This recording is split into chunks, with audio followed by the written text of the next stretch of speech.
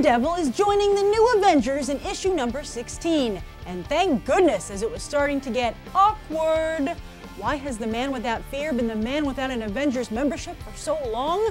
Because you have to wait for the good stuff.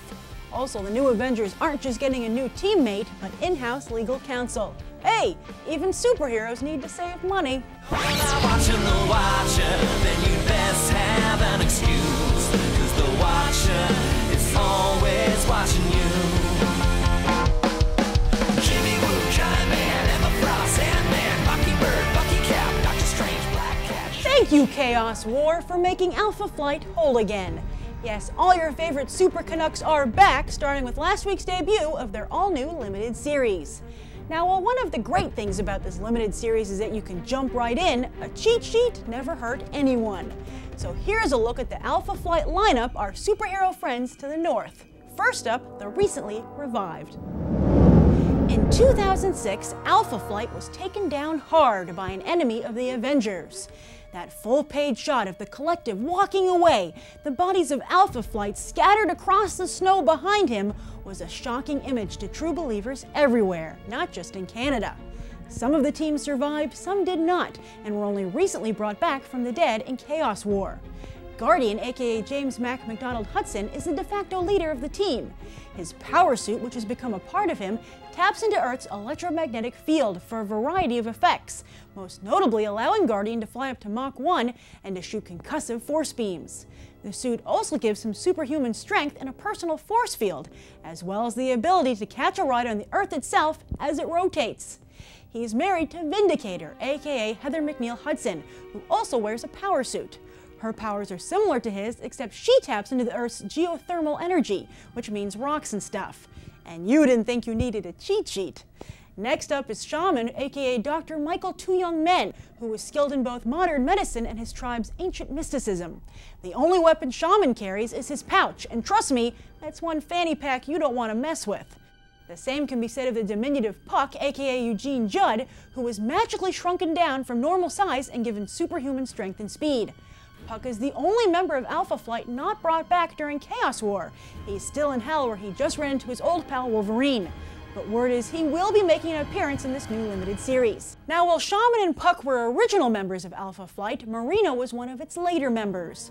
Working her way up from Canada's trainee program, Gamma Flight, Marina can swim at superhuman speeds, but not so fast that she didn't catch Namor's eye, to whom she was briefly married. Too bad that whenever Marina gets pregnant, she turns into a monster.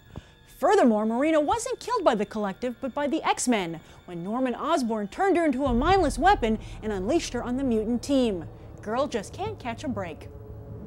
Now for those who lived. One was Sasquatch, aka Walter Lankowski.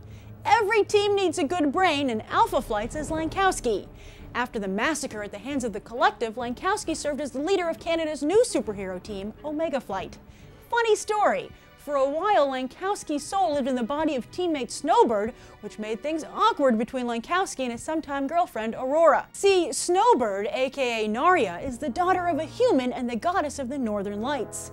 As a result, she can morph into any animal native to Canada.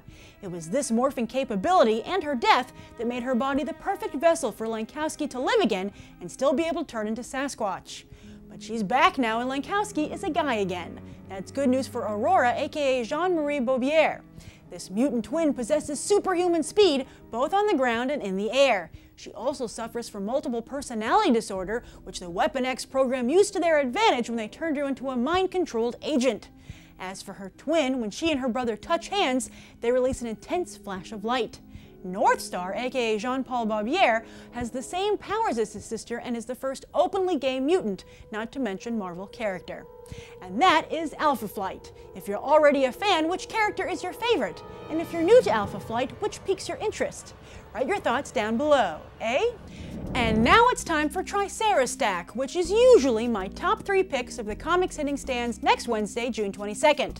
But this week, I can only recommend one book, and that's Ultimate Comics Spider-Man number 160, written by Brian Michael Bendis with art by Mark Bagley.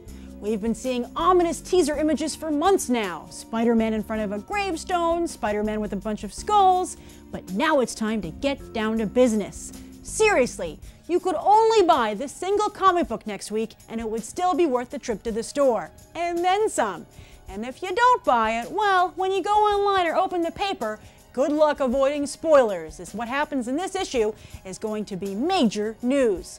This isn't a marketing gimmick, this isn't a fake out, this isn't a dream. Buy this issue. Last week on Graphic Debate, I picked my 3 favorite episodes of Marvel's What The, then asked you to choose the ultimate winner. My nominees were Red Hulk, For Your Consideration, Captain America vs. Iron Man, The Big Game, and X-Men, The True Early Years. Well, the votes are in, and Captain America vs. Iron Man, The Big Game was your favorite. Runner-up was X-Men, The True Early Years, with Red Hulk, For Your Consideration coming in 3rd. Thanks for voting! And that's this week's The Watcher. I'm Grace Randolph for Marvel, Your Universe.